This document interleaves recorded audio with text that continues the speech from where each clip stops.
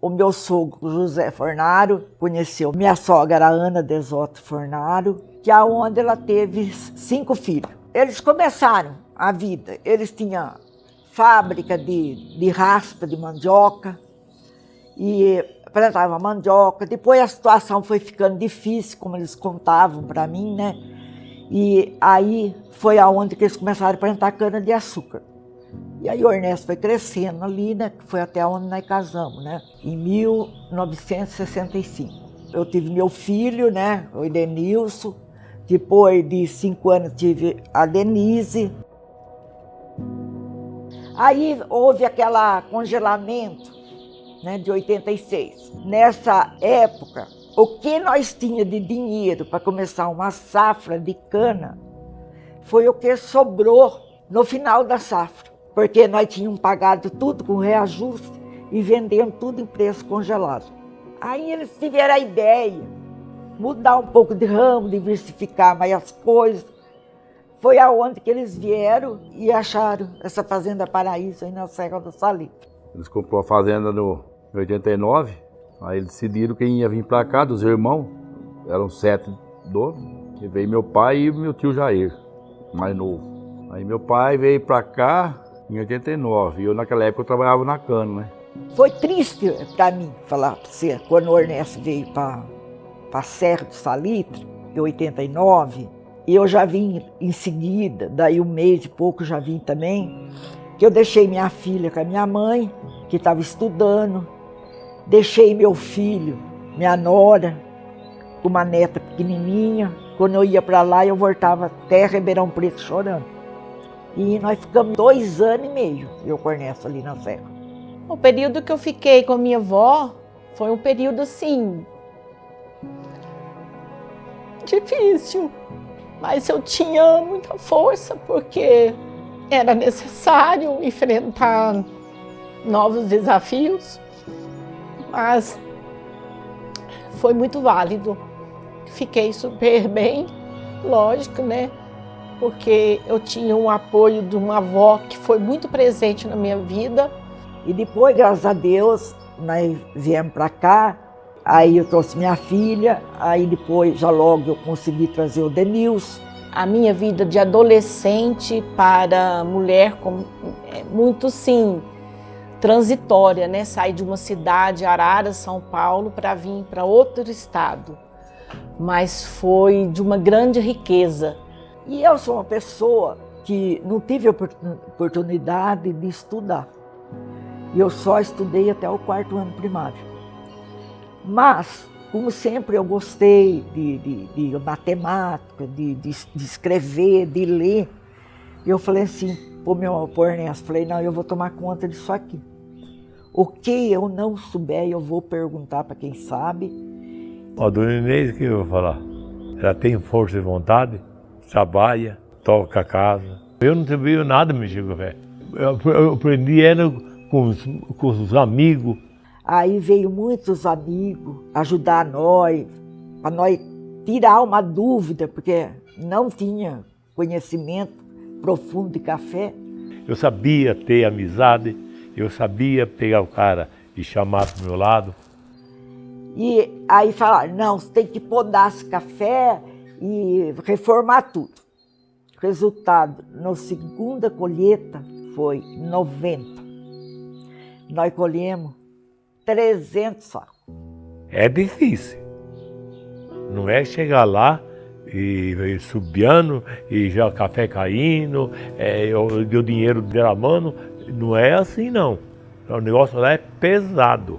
O Ernesto chamou um agrônomo da Bahia, ele foi lá, olhou tudo, ele falou assim, ó, se você fizer tudo o que eu escrevi aqui, eu garanto para você, você recupera a fazenda. Fomos trabalhando, eu no escritório, o Ernesto lá na fazenda. Aí quando chegou na colheita de 91... Pusemos lá 100 homens na mão, subi com escada, puxava, derrubava e tudo trabalho contente. Nós colhemos 8.000 sacas de café. Foi aonde o Ernesto entrou no concurso da Ilha Café e ganhou o primeiro prêmio. Meu pai sempre teve essa habilidade de fazer cafés especiais, tanto é que ele ganhou 2 vezes o concurso da Ilha Café.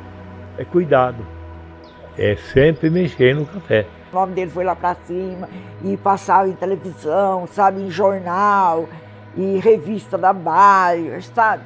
Aí em 92 não participou e em 93 eu estava lá. Ele entrou no concurso de novo e ganhou de novo, foi bicampeão do concurso da Ernesto Willi. Aí não teve mais jeito mais. Aí eu ganhei mesmo. Ah, não deu outro. Ernesto Fornaro. Ganhei o café. Foi reconhecido mundialmente o café dele. O café dele era top, tanto é que a Ilha Café não deixou meu pai participar mais. Deu um prêmio para ele à parte, o maior concurso. Não deixou ele participar, porque achando que se ele participasse, como já tinha pegado o manejo do negócio, da qualidade que ela queria, ele ia ganhar sempre, então tirou ele fora.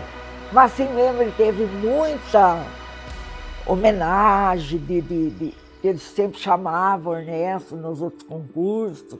Então, mas depois mesmo, né, depois do concurso, ainda fazendo um café bom. Depois em 2006 nós decidimos sair da sociedade, aí ficou só eu com meu pai, aí daí de lá pra cá eu fiquei praticamente sozinho, né? Meu pai dando suporte pra mim, com a sabedoria que ele já tinha sobre café, e eu ingressei só na cafeicultura mesmo. O café nosso é uma beleza, rapaz. Eu falei, Denilson, Pé de café faz 50% do café. Os outros 50% você tem que fazer no terreiro. É a complementação do um do outro. Meu pai sempre me ensinou, né? Mesmo no café mais fraco nosso, o mínimo que ele dá é 84 pontos. qualidade, eu do em cima de qualidade. Se tiver bicho mineiro, você passa o produto e já ele recupera, já levantou. E adubo, né? Adubo tem que tratar. Ixi, se adubou bem, você tem garantia. Nós temos lá Mundo Novo, temos o Catuai 99, o Catuai 144, tem um Topázio. É Catuai amarelo. É um café que eu vou falar pra você. É bonito. Sair de uma cana-de-açúcar e ser reconhecido mundialmente é muito orgulhoso pra gente. O café representa muita história. Na minha vida ele representou tudo, né? Ele representou dinheiro, representou felicidade, união da minha família. Graças a Deus, a minha casa é sempre cheia e não posso reclamar da vida, não. Eu sou uma pessoa, eu falo sempre para meus filhos, o dia que eu morrer, vocês não precisam chorar, porque eu sou uma pessoa muito realizada.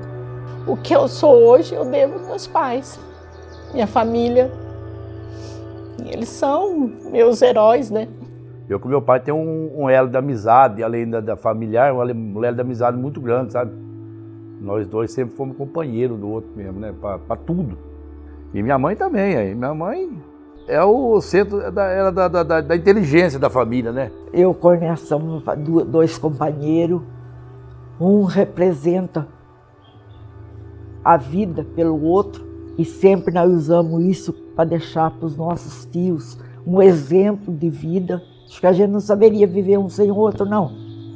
E os meninos, a mensagem que eu vou deixar para eles é que eu tenho que deixar só uma mensagem para eles, que eles estudem.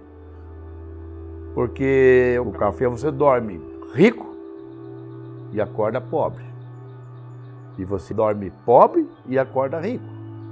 Se ele gostar, amar, tem que gostar e amar ainda. E você se unir entre irmão com irmão, ou irmão com a irmã, ou o pai com a mãe, se tiver tudo certinho, vá embora que é uma beleza.